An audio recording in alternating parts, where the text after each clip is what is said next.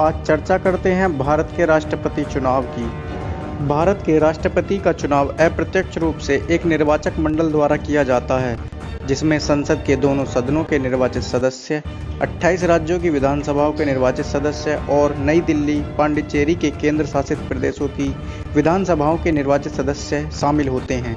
2021 तक निर्वाचक मंडल में 776 सांसद और 4120 विधायक शामिल हैं। चुनाव आयोग ने राष्ट्रपति चुनाव की तारीख का ऐलान कर दिया है। 18 जुलाई को राष्ट्रपति चुनाव होंगे और 21 जुलाई को देश को नए राष्ट्रपति मिल जाएंगे।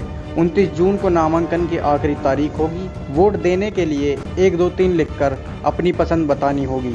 गुरुवार को प्रेस कॉन्फ्रेंस में मुख्य चुनाव आयुक्त राजीव कुमार ने कहा कि राष्ट्रपति चुनाव को लेकर अधिसूचना जारी कर दी गई है। चुनाव में वोटिंग के लिए विशेष इंक वाला पेन मुहैया कराया जाएगा। वोट देने के लिए 1, 2, 3 लिखकर अपनी पसंद बतानी होगी।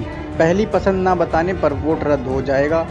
कल होने वाले राज्यसभा चुनाव के लिए भी चुनाव आयोग कलम देगा। बता दें कि राष्ट्रपति रामनाथ कोविंद का कार्यकाल 24 जुलाई 2022 को खत्म हो रहा है। पिछली बार 17 जुलाई 2017 को राष्ट्रपति चुनाव हुए थे। राष्ट्रपति को चुनने के लिए आम लोग वोटिंग नहीं करते। इसके लिए जनता द्वारा चुने गए प्रतिनिधि और उच्च सदन के प्रतिनिधि वोट डालते हैं। जैसे दोनों सदनों लोकसभा और राज्यसभा के सदस्य राष्ट्रपति चुनाव में वोट डालेंगे। अब बात करते हैं राष्ट्रपति पद के उम्मीदवारों की।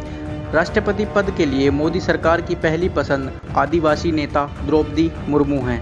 वह झारखंड की राज्यपाल भी रह चुकी हैं। चुनाव जीतने के बाद देश की प्रेसिडेंट बनने वाली वह पहली आदिवासी महिला होंगी। जेपी नड्डा ने अपने बयान में कहा कि बीजेपी संसदीय बोर्ड ने राष्ट्रपति पद के उम्मीदवार के लिए 20 नामों पर चर्चा की। बोर्ड ने पूर्वी भारत से किसी को राष्ट्रपति उम्मीदवार बनाने की इच्छा जाहिर की, जिसके एक आदिवासी नेता यानी द्रौपदी मुर्मू को चुनने का फैसला लिया गया। वहीं यशवंत सिन्हा को विपक्षी दलों ने उम्मीदवार बनाया है। प्रधानमंत्री नरेंद्र मोदी, जेपी नड्डा, केंद्रीय मंत्री अमित शाह, रक्षा मंत्री राजनाथ सिंह, केंद्रीय सड़क मंत्री नितिन गडकरी और मध्य प्रदेश के मुख्यमंत्री शिवराज सिंह चौहान सहित संसदीय बोर्ड के अन्य सदस्य संसदीय बोर्ड की बैठक में शामिल हुए। वहीं राष्ट्रपति चुनाव के लिए विपक्षी दलों की ओर से संयुक्त उम्मीदवार के रूप में पूर्व केंद्रीय मंत्री यशवंत सिन्हा को मैदान में उतारा गया है।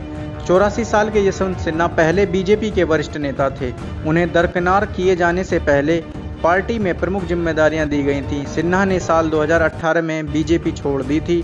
सिन्हा 2 बार केंद्रीय वित्त मंत्री रह चुके हैं। पहली बार वह 1990 में चंद्रशेखर की सरकार में और फिर अटल बिहारी वाजपेयी की सरकार में वित्त मंत्री थे। वह वाजपेयी सरकार के विदेश मंत्री भी रहे हैं।